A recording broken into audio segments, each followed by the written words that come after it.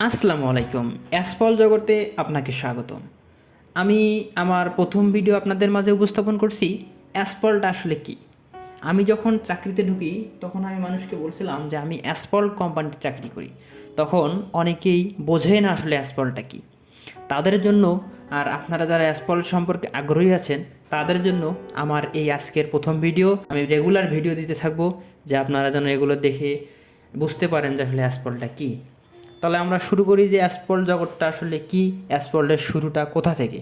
Asphalt হলো কুচকুচে কালো অর্ধতরল পদার্থ যা অপরিশোধিত পেট্রোলিয়াম থেকে পাওয়া যায়।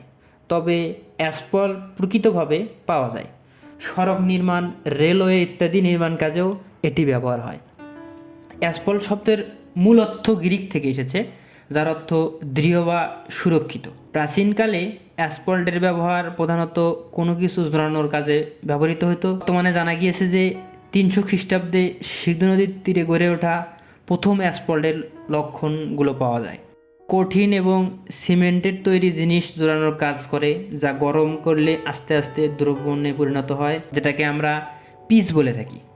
আমাদের ফ্যাক্টরিতে রাস্তা নির্মাণের কাজে এই বিটুমিনটা ব্যবহার করা হয়।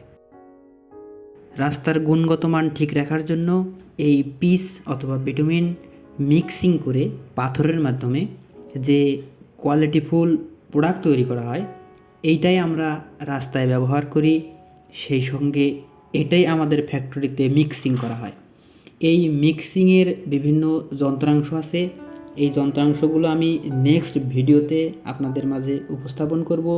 কোনটার কাজ কি, এটা কিভাবে কাজ করে, কিভাবে প্রোডাকশন দেওয়া হয়, কিভাবে মিক্সিং করা হয়, এদের গাড়ির কাজ কি, সব কিছু আমি নেক্সট ভিডিওতে আপনাদেরকে দেখিয়ে দেব। যেহেতু আমি প্রোডাকশন ডিপার্টমেন্টের, আপনাদের জানা অজানা সকল প্রশ্নের উত্তর আমি এই ভিডিওর মাধ্যমে দিয়ে থাকব।